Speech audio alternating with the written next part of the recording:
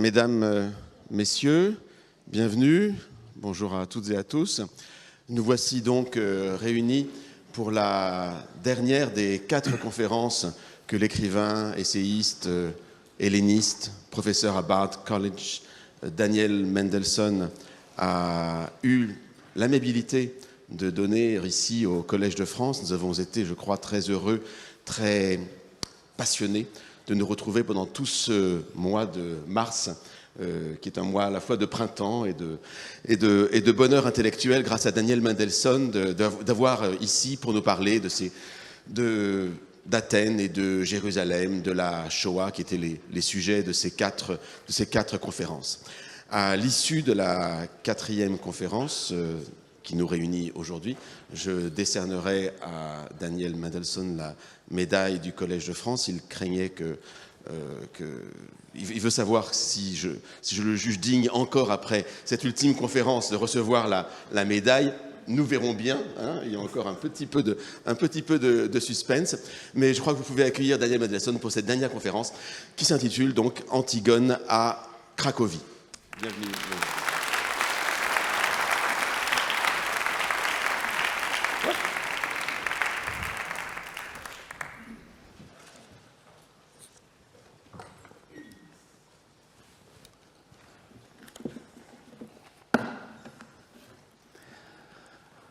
Une douce soirée de printemps 2009.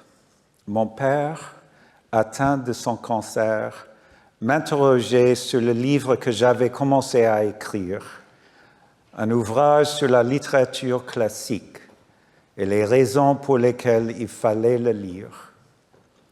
Pendant longtemps, j'avais peiné à trouver la forme adéquate pour ce livre, et ce soir-là, je confiais mes difficultés à mon père. Il était allongé sur le canapé, sur lequel il se déplaçait plus facilement que dans son lit. Le fauteuil roulant était rangé dans un coin. Le déambulateur était à portée de main, même s'il n'aimait pas s'en servir, car cela lui rappelait qu'il en avait besoin. Eh bien, dit-il de sa voix rauque, tu trouveras bien une solution.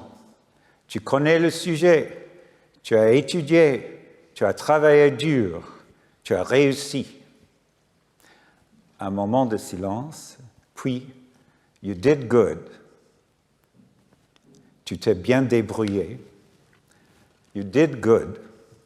Les 3 mots d'éloge qu'il prononçait si rarement, cette utilisation incorrecte de l'adjectif « good » à la place de l'adverbe « well », une phrase qui semblait résonner d'un lointain passé familial d'une époque où mes grands-parents, fraîchement immigrés, maîtrisaient à peine l'anglais. « You did good ». Tandis que mon père me disait cela, tentant, avec sa rudesse habituelle, de m'encourager à écrire ce livre sur l'importance actuelle de la littérature grecque, je me demandais quel ancêtre, disparu depuis des décennies, avait prononcé ces 3 mots le premier, sa langue s'enfonçant maladroitement dans les étranges voyelles anglaises, les consonnes dures comme des cailloux. Était-ce mon grand-père paternel, un homme refermé comme une palourde, arrivé aux États-Unis bébé et qui, à 12 ans, travaillait 16 heures par jour parce que, comme on disait, il était assez vieux pour travailler. Tandis que ses frères et sœurs cadets, trop nombreux pour que leur père pût les élever, avaient dû être placés dans un orphelinat. Était-ce donc lui?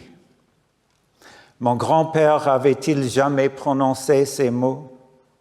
Ou était-ce son père, mon arrière-grand-père, le cordonnier qui avait emmené sa famille en Amérique depuis Riga pour ensuite voir mourir sa femme et 9 de ses 10 enfants, tous à l'exception de mon grand-père, tous l'un après l'autre, elle en couche, eux de la tuberculose ou de la grippe espagnole, dans les années qui suivirent leur arrivée en Amérique. Il m'était difficile de croire qu'à aucun moment de leur vie brisée, ils n'avaient eu l'occasion de prononcer ces mots à son fils, mon grand-père, ces 4 mots d'approbation suprême, mots que, à ma grande surprise, je désirais encore entendre de la bouche de mon propre père, le fils et petit-fils de ces hommes infortunés, hommes qui n'avaient reçu aucune formation, aucune éducation. Tu as bien travaillé, poursuivit mon père, affichant sa grimace habituelle en essayant de se retourner dans le canapé. Tu as étudié ce que tu as étudié, même si tout le monde disait que c'était complètement inutile. Eh bien, dis-je rapidement, un peu gêné, toi et maman ne nous avez jamais forcés à être utiles. Et c'était vrai.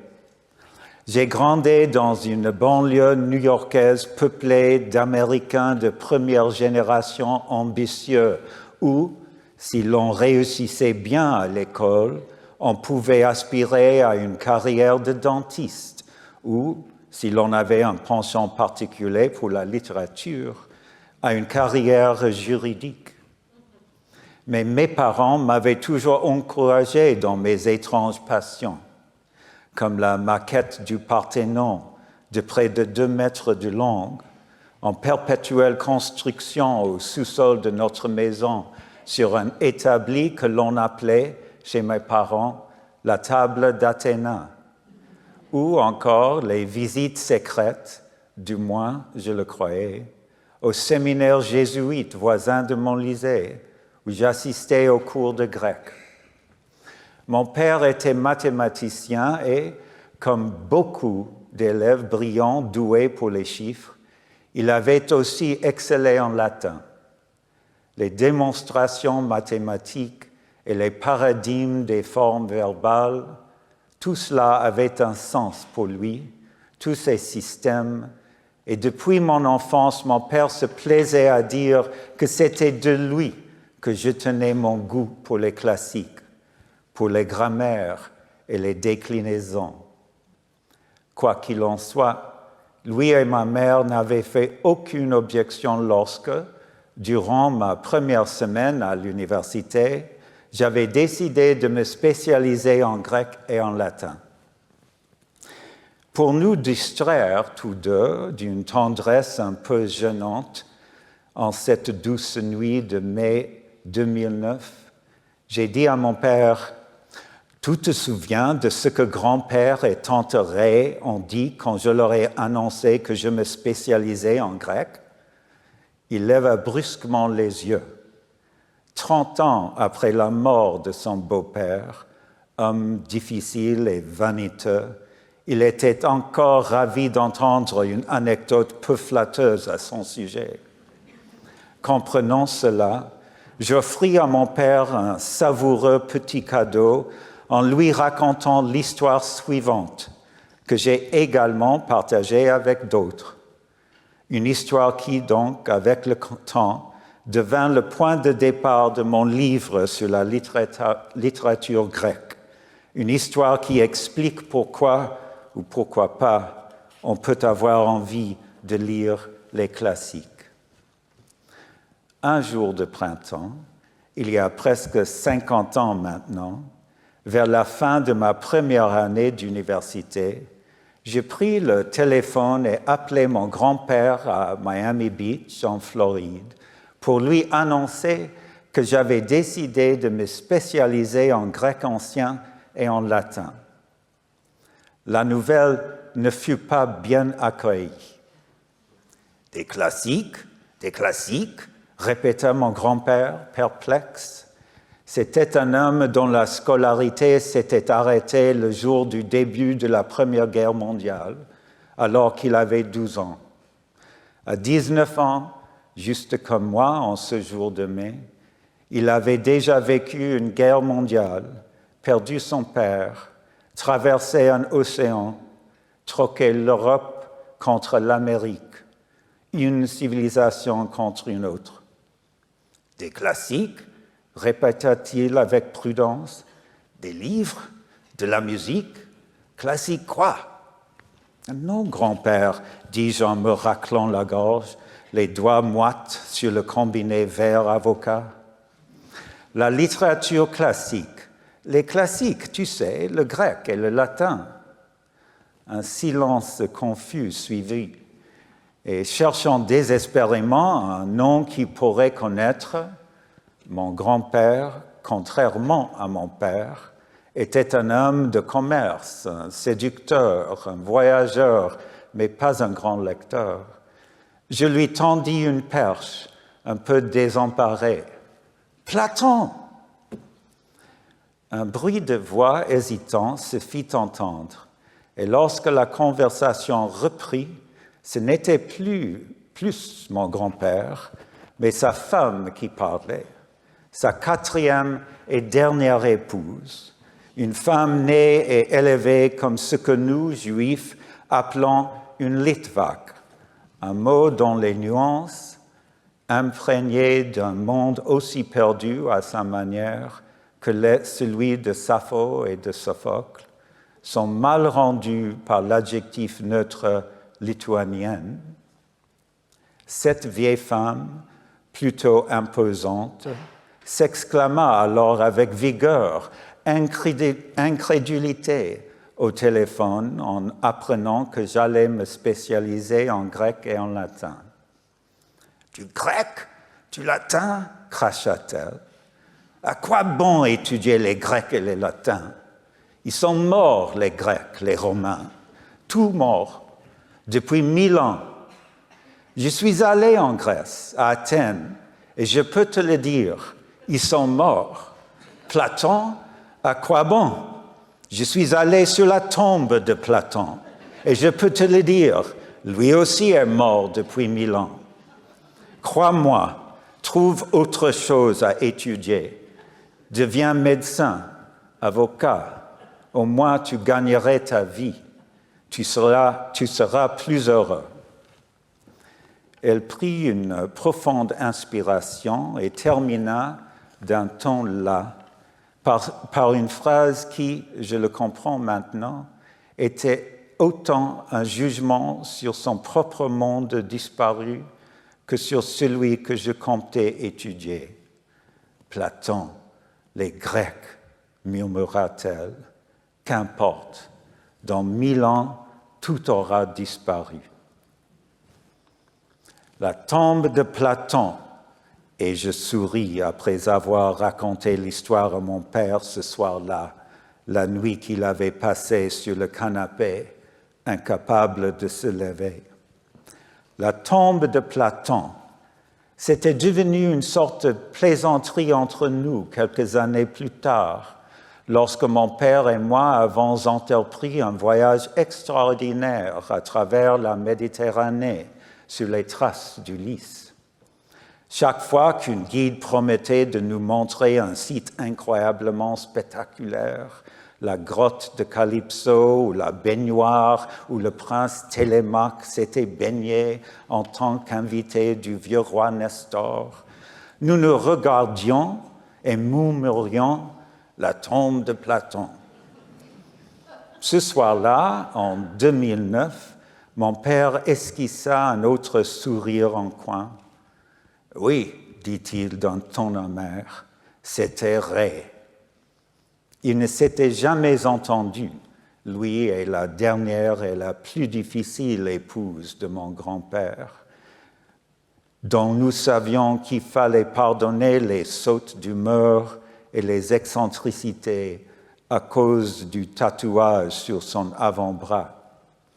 Je n'oublierai jamais la manière dont elle mangeait, tenterait, penchée sur sa nourriture, regardant d'un côté à l'autre comme si quelqu'un allait la lui voler.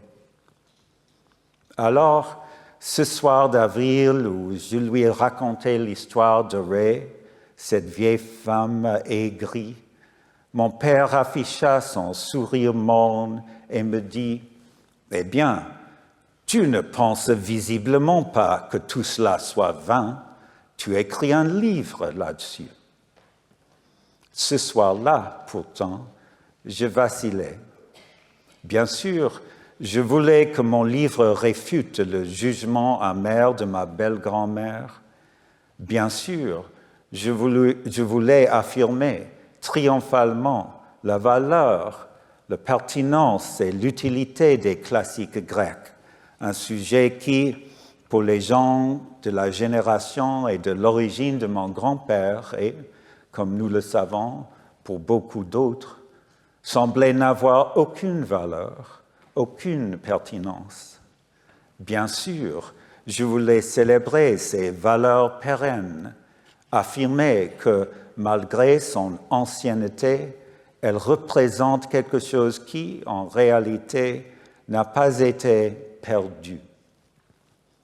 Mais peut-être parce que je prenais soudain et plus que jamais conscience que mon père allait mourir, disparaître, comme vous les Français aimez à dire, non pas dans un avenir vague et inimaginable, mais bientôt dans l'année ou les 2 années à venir.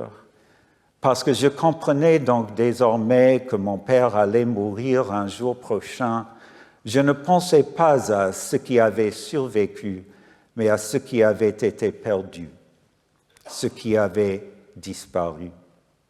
Après tout, ce que nous considérons comme les grands classiques, ces textes dont, comme nous nous plaisons à penser, la grandeur les a sauvés de l'anéantissement du temps, ne sont en réalité que les rares survivants du tsunami de temps, les rares à avoir échappé aux milliers d'années, aux centaines de décennies et aux dizaines de siècles qui ont englouti presque tout le reste, toutes les autres épopées, tous les autres poèmes lyriques et toutes les autres pièces de théâtre, ouvrages qui auraient aussi pu être des chefs-d'œuvre. Mais peut-être, me suis-je dit ce soir-là, alors que je me sentais désespéré, vaut-il mieux la peine de penser à ce qui précisément a disparu, plutôt que de se concentrer, comme nous le faisons d'habitude, sur ce qui a survécu. D'abord, parce que comparer le peu qui reste à l'immensité de ce qui a été perdu devrait nous imposer le respect quant à ce que c'est le temps lui-même, un élément que nous avons tendance à prendre à la légère lorsque nous nous concentrons uniquement sur les survivants. Et par ailleurs, prendre conscience de l'immensité de tout ce qui a été perdu nous oblige à réfléchir à la question troublante de savoir pourquoi certaines choses survivent et d'autres disparaissent. Nous aimons croire que ce qui a survécu l'a fait grâce à ses qualités particulières, voire supérieures, celles qui ont fait un classique. Prenez l'Antigone de Sophocle, par exemple. Nous savons que ce chef-d'œuvre, devenu au fil des siècles un texte modèle universel sur la résistance courageuse à la tyrannie, est un texte qui a été délibérément préservé par les maîtres d'école de l'Antiquité. Mais qu'en est-il des autres pièces de Sophocle, celles qui n'ont pas été conservées? Étaient-elles pires ou simplement victimes de la malchance, de mauvaises décisions? Peut-être pensons-nous que les écrits qui ont survécu devaient avoir des qualités exceptionnelles simplement parce qu'il serait insupportable d'envisager l'alternative, qu'il n'y a aucune raison pour que certaines choses survivent et que d'autres disparaissent. La possibilité optimiste, du moins, était au cœur d'une seconde histoire, plus joyeuse que celle sur ma belle-grand-mère, que je raconterai à mon père à la fin de cette longue soirée de 2009, une histoire qu'une autre vieille dame juive m'avait jadis contée à propos des Grecs. Quelque part entre le pessimisme de la femme de mon grand-père et l'optimisme de cette seconde vieille dame se trouve peut-être la réponse à la question que je posais à mon père ce soir-là. Que signifie avoir survécu au millénaire ou ne pas avoir survécu? Que signifie véritablement être un classique? 1000 ans, s'était exclamée ma belle grand-mère, tentant de me faire comprendre l'éloignement insoutenable des Grecs auxquels je comptais consacrer mes études universitaires.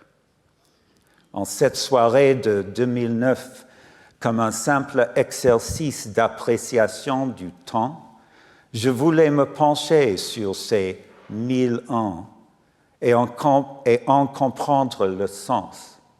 Je voulais sentir à quel point un millénaire est immense. J'ai donc décidé de remonter 1000 ans en arrière, depuis cette nuit de mai où je le discutais avec mon père, pour voir ce que 1000 ans pouvaient accomplir, pour voir combien de choses avaient survécu à un seul millénaire pour se retrouver dans les livres d'histoire, dans les annales, dans Google, dans l'IA, la mémoire que l'esprit d'aujourd'hui a conservée de ce passé. Et même si je relevais de temps à autre un nom, une date ou un événement de l'année 1009, une année assez récente, il faut le dire, lorsqu'on étudie les classiques. La naissance de l'empereur japonais Go-Suzaku cet hiver-là, par exemple, ou la mort du pape inefficace Jean XVIII pendant le chaud d'été romain de la même année, la destruction, le 18 octobre 1009, de l'église du Saint-Sépulcre à Jérusalem par les armées du calife Al-Hakim Ba'amar Allah, une certaine entrée datée du 14 février 1009 dans la chronique germanique connue sous le nom de Annales de Quedlinburg, cette entrée constituant la première mention connue dans l'histoire mondiale de la Lituanie. Même en constatant ces faits bruts, qui avaient bel et bien traversé les siècles, je ressentis surtout que leur survie ne faisait que me rappeler presque tout ce qui avait disparu entre 1009 et 2009. Qui connaît, après tout, les histoires qui se cachent derrière les faits qui nous sont parvenus, ces faits qui, pour beaucoup d'entre nous, représentent l'histoire? Qui se souvient des noms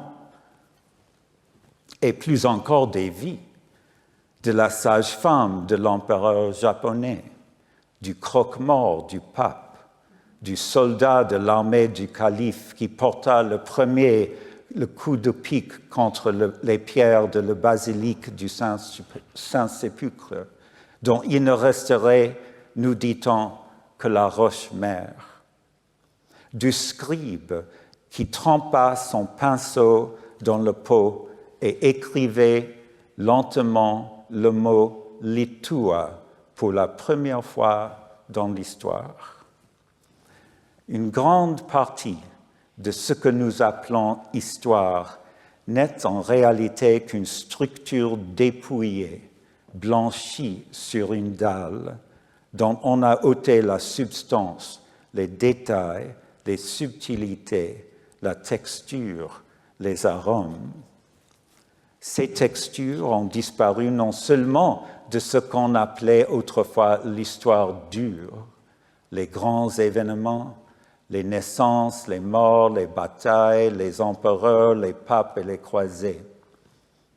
Elles ont également disparu de ce que l'on pourrait nommer les récits de ces récits, des processus même qui ont permis à ces récits de nous parvenir. Les textes originaux de presque tous les classiques grecs et romains ont été perdus dans l'Antiquité. Lorsque nous étudions les classiques, nous étudions des copies de copies de copies de copies des originaux. Généralement, la plus ancienne copie en notre possession date d'il y a environ 1000 ans, à l'apogée de l'Empire byzantin. Cette copie soigneusement réalisée par un des moines qui se consacrait à la copie de manuscrits encore plus anciens, aujourd'hui disparus, auxquels ils avaient seuls accès. C'est à partir de ces copies byzantines et médiévales que furent réalisées au XVIe siècle les premières versions imprimées des grands textes classiques, les ancêtres de tous nos textes d'aujourd'hui. Mais même affirmer ce que je viens de dire revient à effacer la richesse de la vie qui a présidé à la production des fragiles copies que nous possédons aujourd'hui. La richesse de cette existence que nous ne pourrons jamais saisir lorsque nous parlons de civilisation grecque, de littérature classique ou de transmission textuelle. Pensez un instant à ce moine byzantin qui, dans quelques scriptoriums oubliés, dont les pierres et le mortier font désormais probablement partie intégrante du mur d'une quelconque ferme en Turquie, a soigneusement recopié à la main l'unique exemplaire disponible en l'an 1009 de l'ancienne édition scolaire des drames d'Eschyle, c'est-à-dire les 7 pièces déjà considérées dans l'Antiquité comme utiles aux jeunes gens, comme étant canoniques, comme l'Antigone de Sophocle.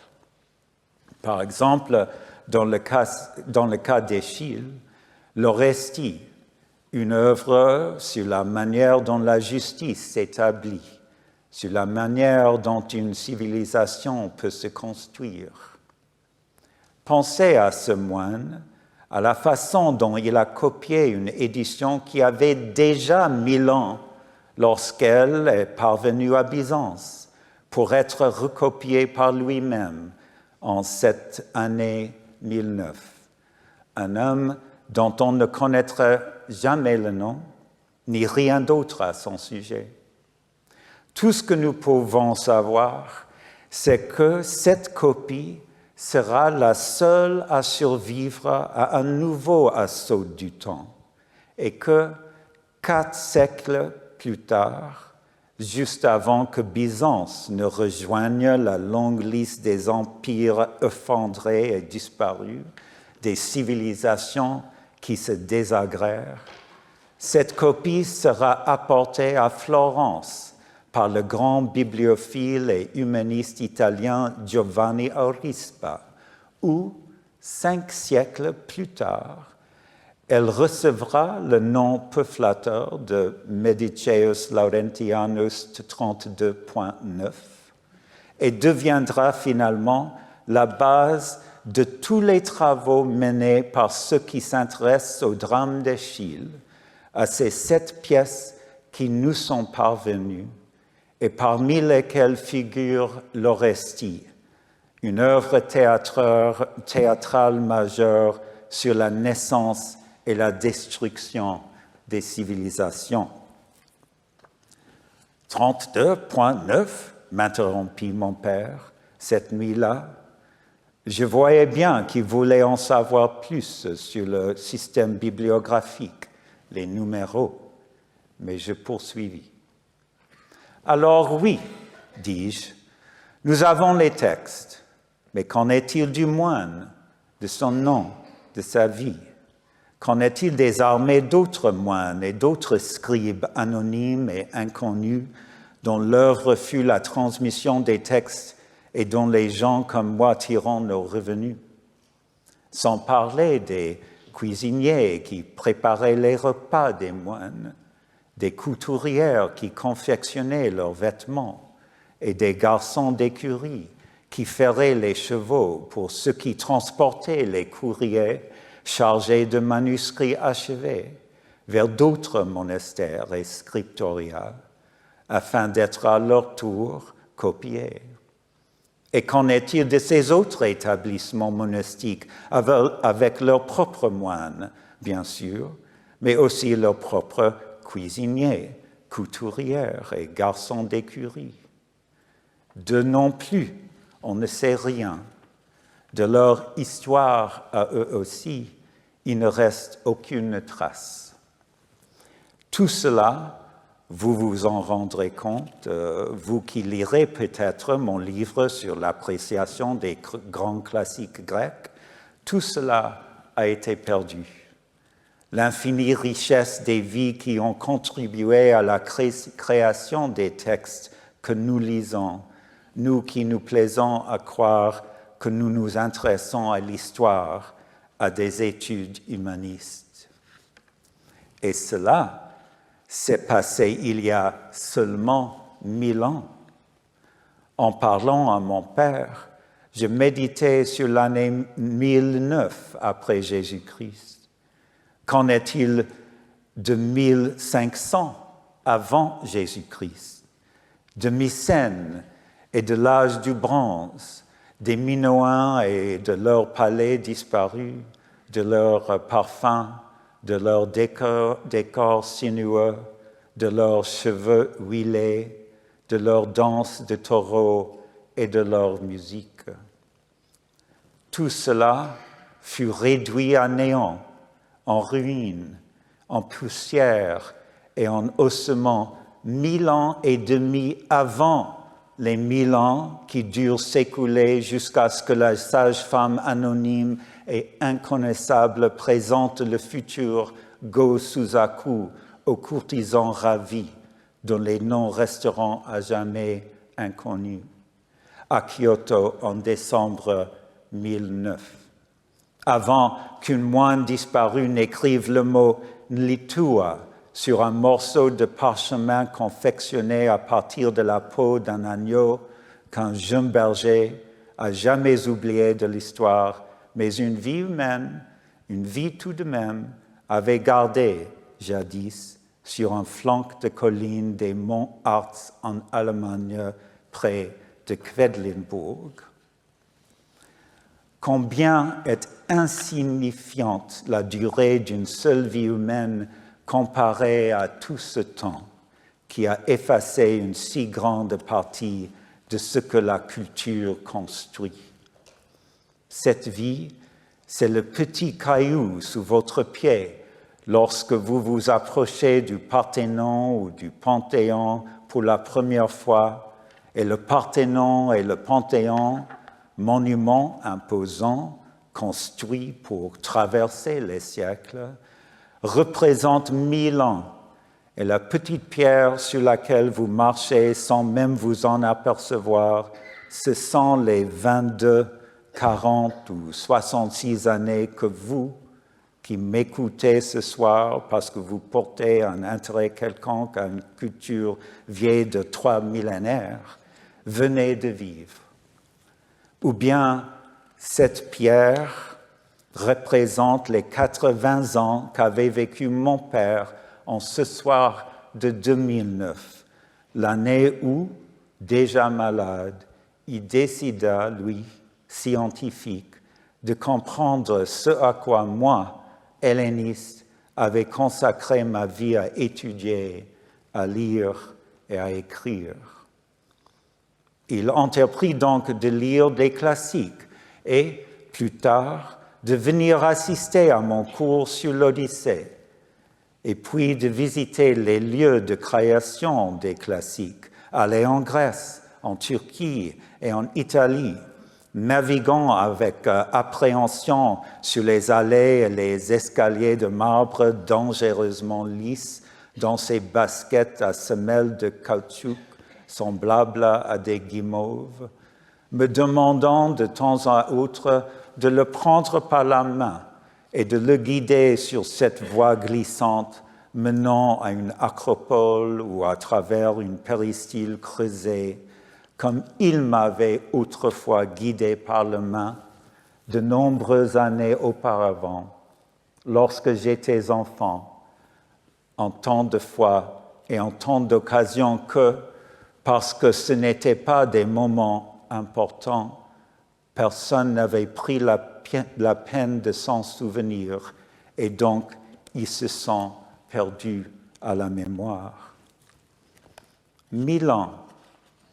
Et si l'on remontait encore d'un millénaire à partir de l'an 1009 après Jésus-Christ, si l'on franchissait ce millier d'années supplémentaires qui nous mène enfin en plein cœur de l'Antiquité classique, combien infiniment plus de choses ont été perdues entre l'an 9 après Jésus-Christ et aujourd'hui, qu'entre 1009 et aujourd'hui.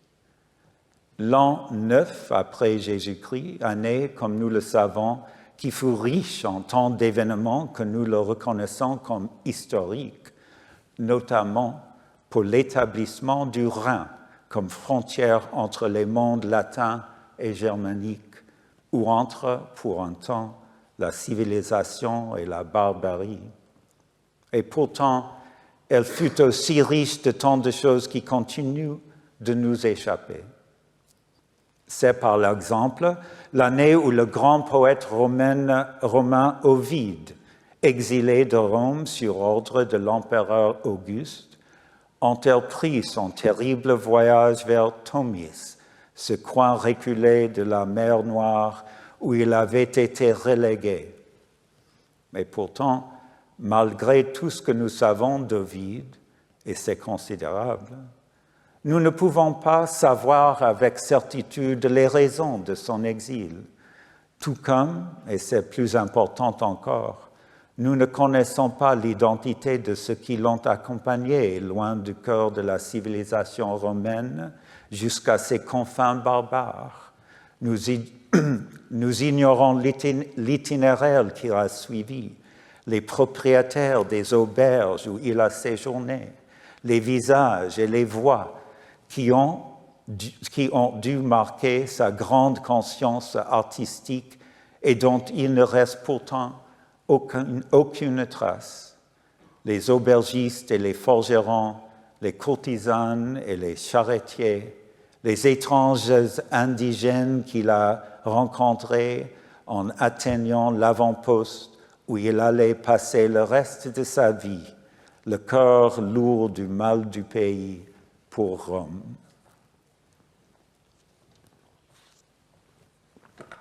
L'an 9 après Jésus-Christ, cette année-là, 1000 ans plus tôt que notre moine byzantin, Ovide fut exilé, peut-être à cause de ce qu'il appelait un poème et une erreur. Et bien que nous ne sachions pas avec certitude quel était le poème et quelle était l'erreur, nous savons que, contrairement au cas d'Ovide, l'œuvre d'un autre grand poète, récemment décédé, bénéficiait cette même année de l'an 9 après Jésus-Christ d'une importante préférence officielle, l'Énéide de Virgile, un poème dont l'intérêt pour la question de ce que signifie être parmi les rares survivants d'une civilisation entièrement détruite en fait une lecture très moderne. Et si l'on faisait un bond en arrière de 1000 ans de plus, nous atterririons à une époque si reculée que, malgré nos connaissances actuelles, nous ne pourrions nous empêcher de la qualifier de siècle obscur de la Grèce. Et si l'on utilise le terme obscur pour décrire ce que nous savons effectivement, il est presque insoutenable de contempler tout ce qui a disparu entre-temps, les ténèbres véritables, les pertes irrémédiables. Or, 2000 ans avant la destruction de la basilique de Saint-Sépulcre, nous nous trouvons à l'ère des origines obscures de toutes choses. Parmi ces origines, on compte notamment les débuts de toute notre littérature, car quelque part dans cette obscurité historique, un bouillonnement informe semblable à la boue primordiale que le poète exilé Ovide décrivait au début de sa grande épopée, les Métamorphoses, les vagues souvenirs de cataclysmes, de triomphes et d'extermination, déjà vieux d'un demi-siècle en 991 avant Jésus-Christ, un souvenir flou d'une grande guerre entre l'Orient et l'Occident, l'Europe et l'Asie, les Grecs et les Troyens, commencent à inspirer les conteurs et les chanteurs, dont les chants fourniront de la matière pour toute la littérature européenne qui s'ensuivra pendant les 3 prochaines millénaires. Cette guerre, déjà un vague souvenir en 991 avant Jésus-Christ, nous donnera la légende dans laquelle on trouve un personnage nommé Énée, le prince troyen qui, 1000 ans après ce jour de mai de 991 avant Jésus-Christ, deviendra le héros de l'Énéide de Virgile, le poème qui commençait tout juste à circuler en l'an 9 après Jésus-Christ. Le même ensemble de mythes et de légendes sur Troie fournira à Échille, qui ne naîtra que 500 ans plus tard, la matière pour les personnages d'un chef-d'œuvre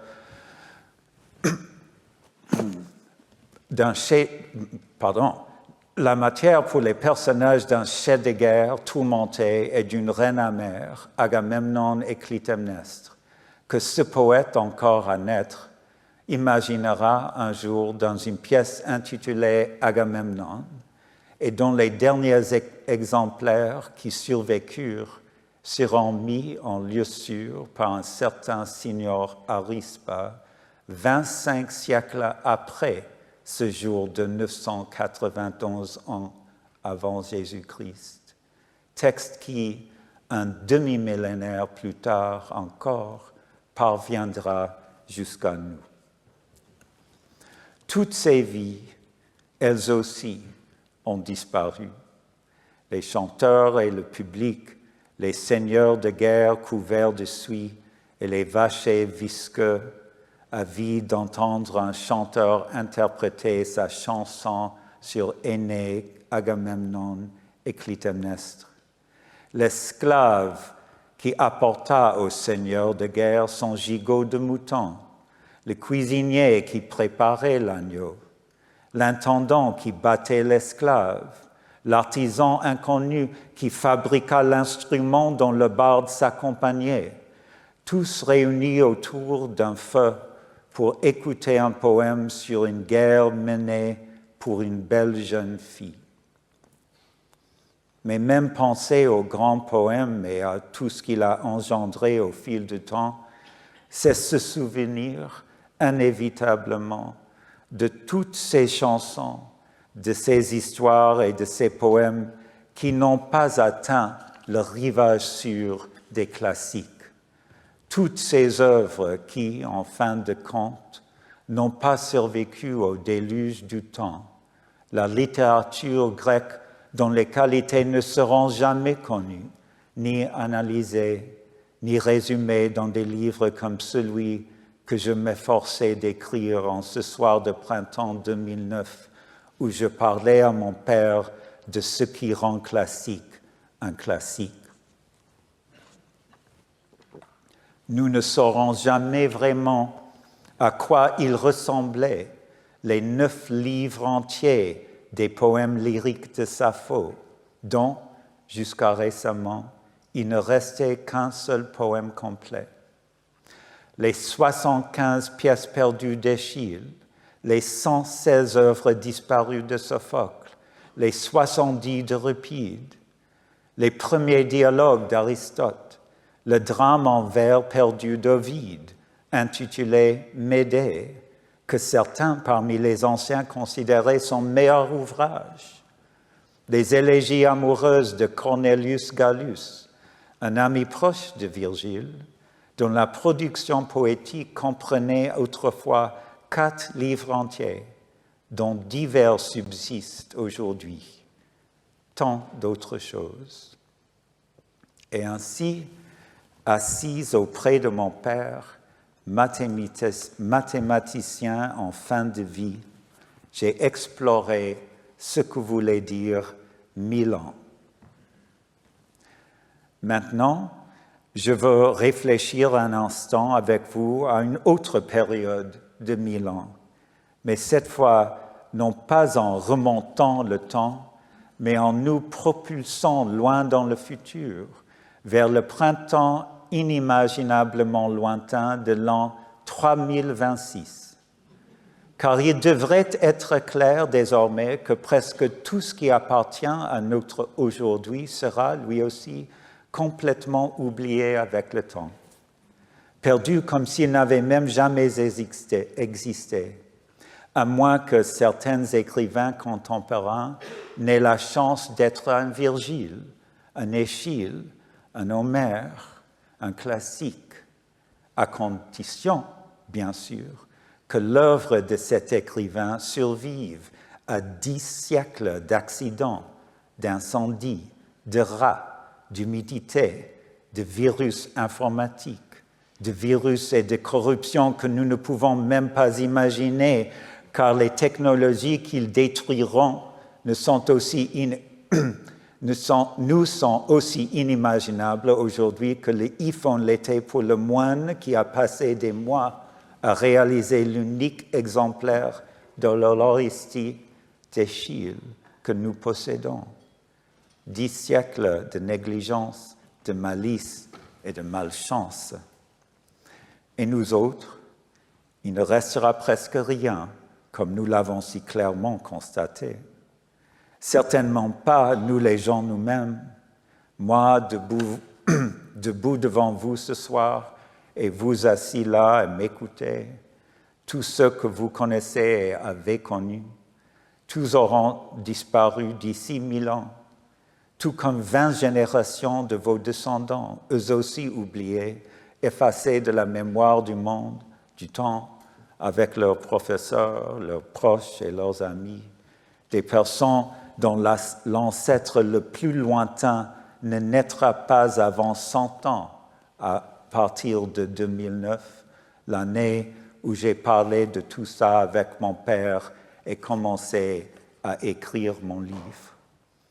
Et les technologies de conservation auxquelles nous nous accrochons et que nous utilisons pour, du moins le croyons-nous, sauver ces personnes et les souvenirs qu'elles nous ont légués, les appareils photonumériques et les ordinateurs portables, les courriels et les pages Facebook, YouTube, Insta, les vidéos et les téléviseurs à écran plat seront aussi obsolètes et inutiles d'ici 1000 ans que le rouleau de papyrus l'est pour nous.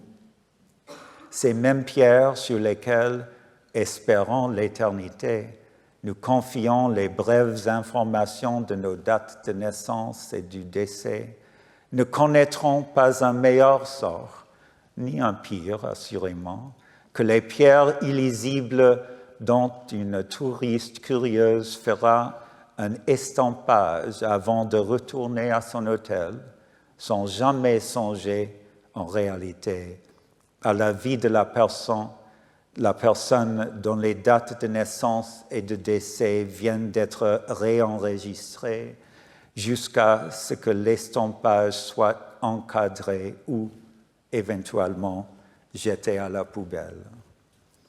Être oublié, voir tous ceux qui se sont souvenus de vous tomber dans l'oubli eux aussi. Voilà ce que font 1000 ans. Alors, peut-être que ma belle grand-mère acariâtre, cette femme à qui, un jour de l'été 1941, on avait ordonné d'aller à droite, tandis que son mari et sa fille de 14 ans allaient à gauche, ce qui explique pourquoi elle a survécu, elle, et me réprimande 35 ans plus tard. Cette femme qui, de ce fait, a certainement mérité son amertume envers des mots comme culture, comme civilisation. Peut-être donc que cette pauvre Lituanienne traumatisée avait raison. La pensée de ce que nous avons perdu peut être accablante. Peut-être que trop de choses se perdent. Peut-être que tout cela n'est que du vent, nos études, nos comédies, nos histoires, nos tragédies, notre Platon.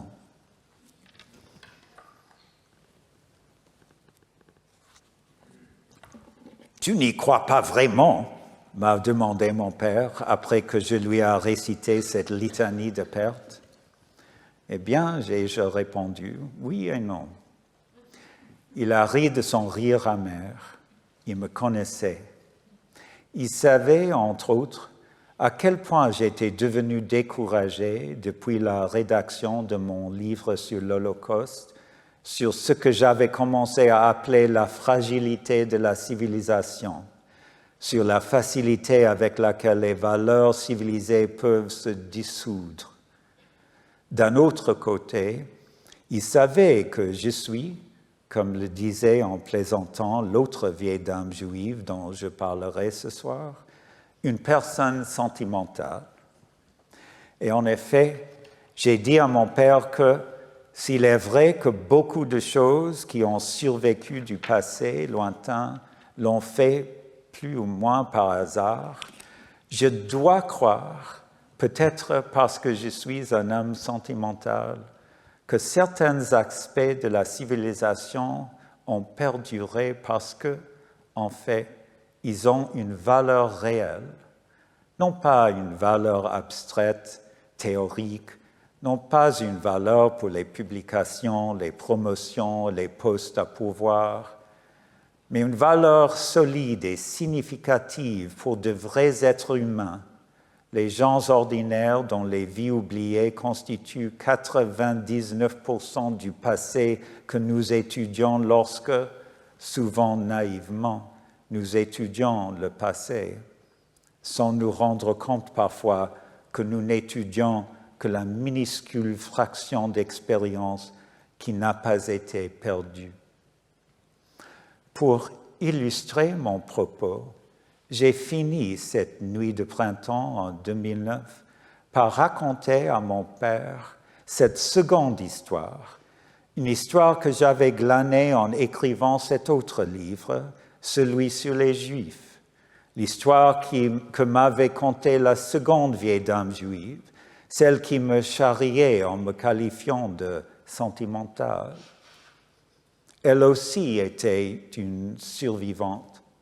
Au moment de la brève conversation que je vais vous raconter, je connaissais déjà certaines des souffrances qu'elle avait endurées et je peux vous dire que ce sont des choses qui ne vous laissent aucune illusion sentimentale sur la valeur de la culture occidentale, de la civilisation et de ses traditions. Nous avions passé une longue journée ensemble, cette vieille dame et moi, à parler de choses tristes, à parler en fait de l'effacement d'une culture, de l'anéantissement d'une civilisation, d'un démantèlement aussi total et définitif que celui décrit par Virgile dans le 2e chant de l'Énéide, Après tout, il reste aujourd'hui autant de Juifs dans la petite ville polonaise où cette dame avait vécu qu'il y a de Troyens à Troyes. Nous étions fatigués, la nuit tombait. Nous ne voulant pas la laisser sur une note triste ce soir-là, j'ai tenté d'orienter la conversation vers des souvenirs plus heureux. Alors, que s'est-il passé après la guerre ? Demandai-je doucement. Quelle a été la première chose qui s'est produite une fois que la vie a commencé à redevenir normale ? La vieille dame, dont le vrai nom avait disparu pendant la guerre avec ses parents, sa maison et presque tout ce qu'elle avait connu, me regarda. Son expression lasse s'était légèrement illuminée. « Vous savez, c'est étrange, me dit-elle. Quand les Allemands sont arrivés en 1941, la première chose qu'ils ont faite a été de fermer les théâtres. Les théâtres, et je répétais, un peu déconcerté, sans me douter où cela allait me mener. Je ne savais pas de quel théâtre elle parlait. J'ai brièvement pensé au grand panthéon Beaux-Arts qu'était l'opéra de Lviv, avec ses chars tirés par les muses et ses victoires dorées, un mirage de civilisation, la rêve que le XIXe siècle se faisait de lui-même. Elle m'avait dit qu'un jour, elle y avait vu Carmen, alors qu'elle était jeune mariée. Mais elle ne parlait pas à présent des opéras à Lviv, ni des années 1930. Elle parlait des théâtres de Cracovie, où elle, son mari et son enfant s'étaient installés après la guerre. Oui, dit-elle sèchement, comme s'il aurait dû être évident pour moi que la première chose à faire, lorsqu'on s'apprête à anéantir une civilisation, est de mettre fin au spectacle. Oui, répéta-t-elle, les théâtres. La première chose qu'ils ont faite, c'est de fermer les théâtres. Elle marqua une pause, se souvenant de quelque chose. Et je vais vous dire quelque chose, poursuivit-elle, car je m'en souviens très bien. La première chose qui s'est produite après la guerre, quand les choses sont redevenues un peu normales, c'est que les acteurs et les gens de théâtre encore en vie se sont réunis et ont monté en polonais une production d'Antigone de Sophocle. J'ai raconté cette histoire cette nuit de printemps 2009 à mon père. Il est resté silencieux un moment après que j'ai fini. Je me suis rendu compte que nous avions parlé toute la nuit. Le ciel s'assombrissait et les dernières braises dans la cheminée clignotaient faiblement comme l'œil fatigué d'un insomniaque. Puis, sans me regarder, il a dit « You did good.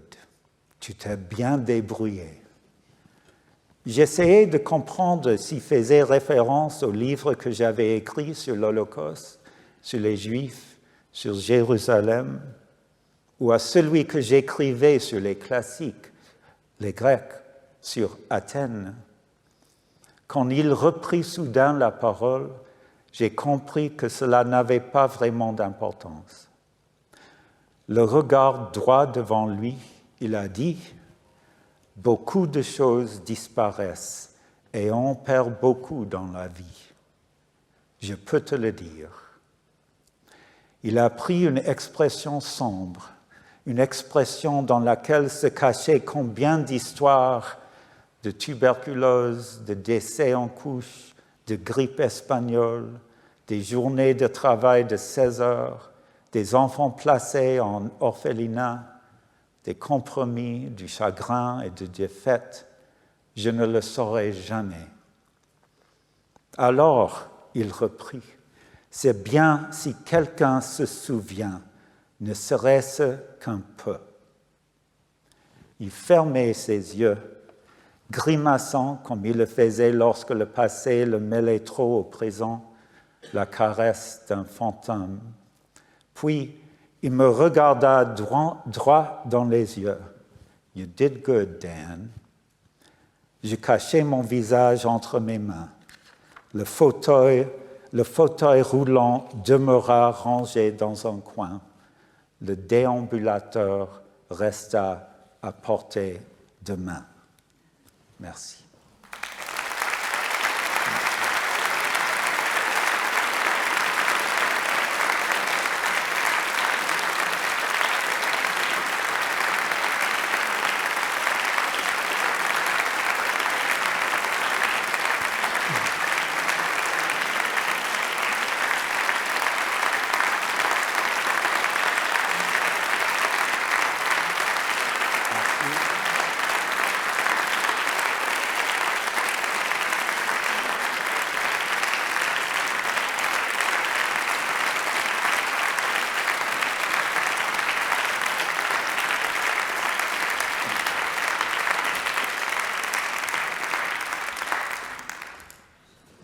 Je l'avais annoncé au début, le Collège de France tient à attribuer à Daniel Mendelssohn sa médaille pour les services rendus au Collège de France par ces 4 sublimes conférences, dont la dernière, je crois, nous a profondément émus.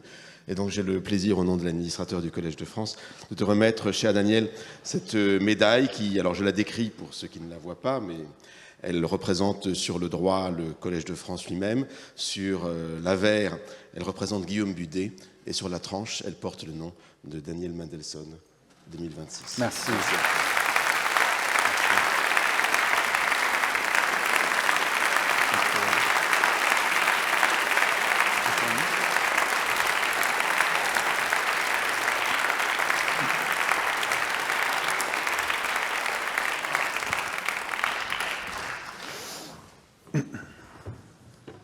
Je crois que nous avons tous été profondément émus par cette sublime conférence, je l'ai dit, dans laquelle j'ai retrouvé de reste, qui a particulièrement résonné pour moi, en particulier parce que pendant 2 années, j'ai fait cours sur les œuvres perdues, et mon prochain livre, justement, portera là-dessus, mais c'est pas de cela qu'on va parler.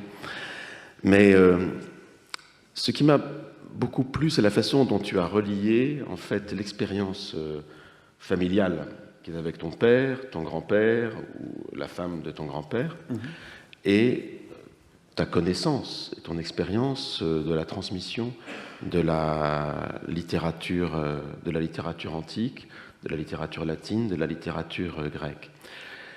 Et toi aussi, tu joues un rôle de transmetteur, en tant que professeur de grec, mais aussi de transmetteur de la mémoire familiale. Et la chose à laquelle je pensais en t'écoutant, et après je laisserai la parole évidemment au public, hein, bon, on a le temps pour quelques questions, donc réfléchissez pendant ce moment-ci aux questions que vous voudriez bien poser.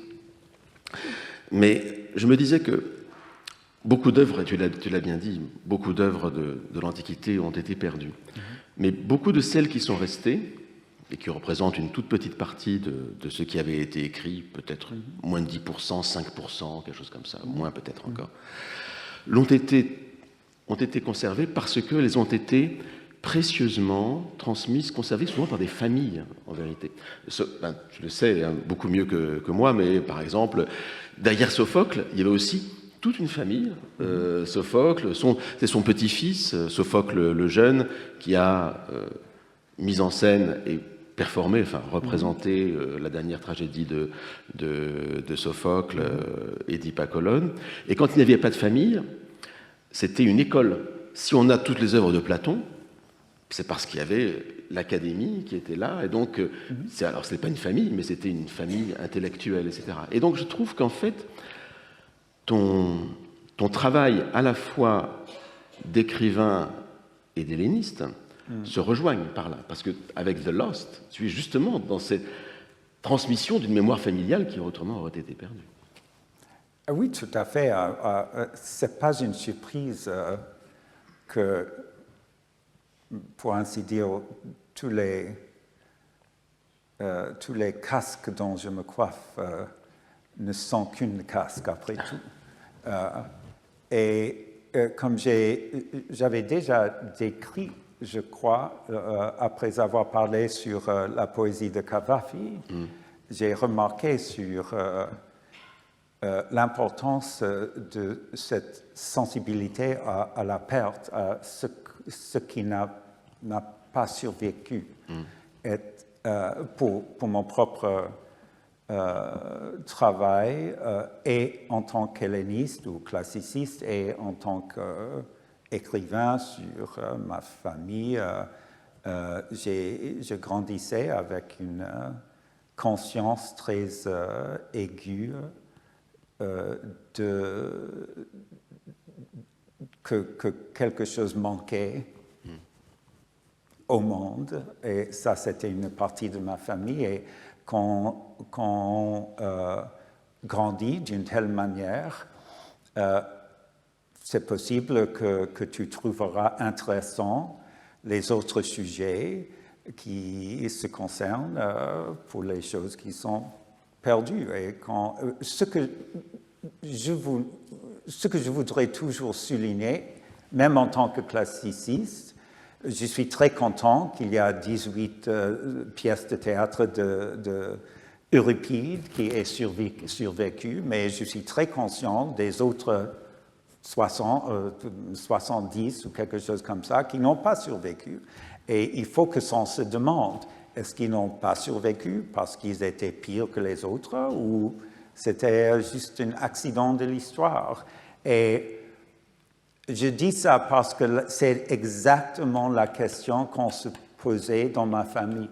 Pourquoi eux, ils ont survécu? Est-ce qu'ils étaient plus astuces, plus rusés que les autres, ou c'était simplement une question de chance? Et comme ça, de tous les côtés, je vois, pour ainsi dire, le même problème. Et j'ai vu dans ma famille des membres de ma famille qui ne cessaient jamais d'être tourmentés par ces questions, qui est une question familiale, historique de la Shoah, blabla. Et c'est une question fondamentale, comme tu le sais, tu en tant que classiciste, sur la transmission. Oui, bien sûr, il y a des pièces qui ont été préservées par des professeurs comme nous, qui les regardons, les considérons comme importants ou représentatifs ou quoi que ce soit.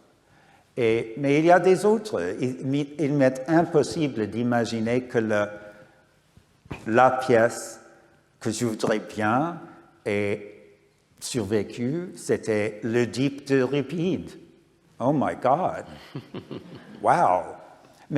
Et donc, c'est une question assez mélancolique d'être tellement conscient de tout ce qui n'existe plus.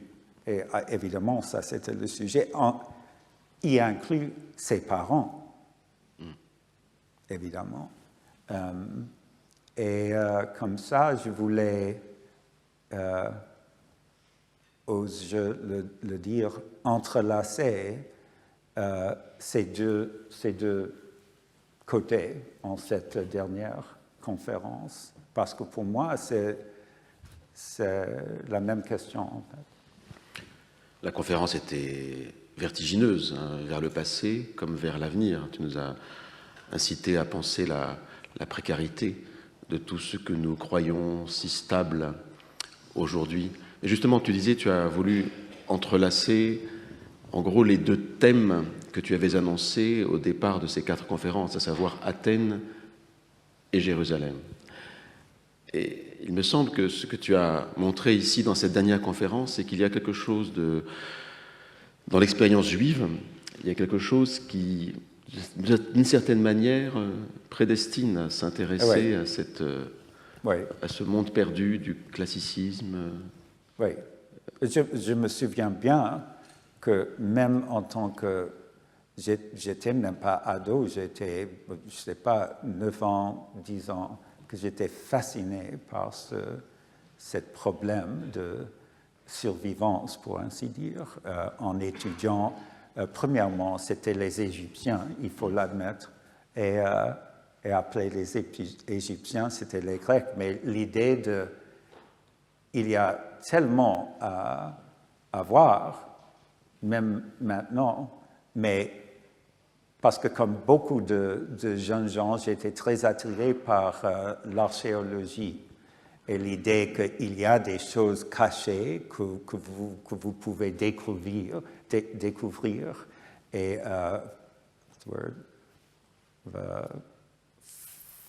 fouiller? No. Fouiller. Oui, no. Fouiller. Yeah, oui. they got. Oui. Et comme ça, mais c'était aussi une conscience de ce qui n'est pas visible. J'ai toujours un peu tendance à penser que l'un de mes rêves, je pense que c'est aussi l'un des tiens, Daniel, c'est que d'être un jour, je sais pas, par un bon génie, transporté au 5e siècle avant notre ère et assister à la représentation d'Antigone et On en d'Édipe Roi. comprendrait un mot. Mais voilà, c'est ça.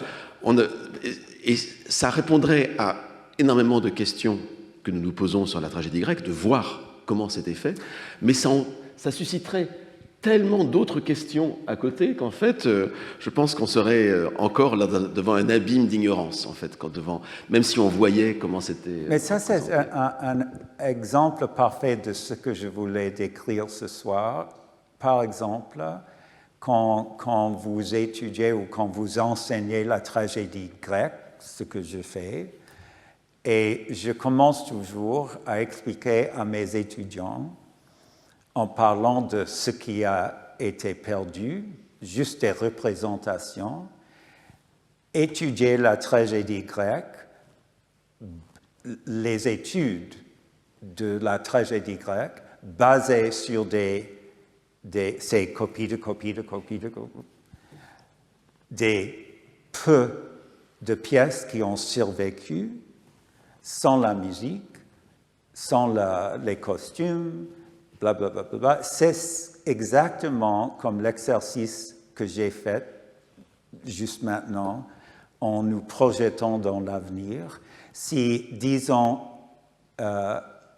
Madame Butterfly de Puccini, un livret survivra à l'an 3026 ou 80% d'un livret de Madame Butterfly survivra à l'an 3026 et il y aura des professeurs qui prononceront sur ce que c'était l'opéra italien du 19e basé sur ce livret. Ouais, c'est dingue, en fait. Ouais. Et c'est ça que nous faisons. Tout à fait. En tant que classicistes. Oui. Relisez Nietzsche, hein, Naissance de la tragédie, oui. Voilà, il dit exactement. Oui, il faut un peu d'humilité. Exactement, je crois que c'est très important. Et peut-être il faut finir avec un bon mot de mon père, auquel j'ai beaucoup pensé récemment. Et il était, parce qu'il grandissait pendant les années 30, les années 40, et il adorait regarder, il y avait une chaîne où on pouvait regarder tous ces films des années 40 qu'il adorait. Et il m'a téléphoné un soir et il m'a dit, You know, Dan, j'ai oublié comment terrible beaucoup de ces films étaient. Merci, Daniel Mandelson.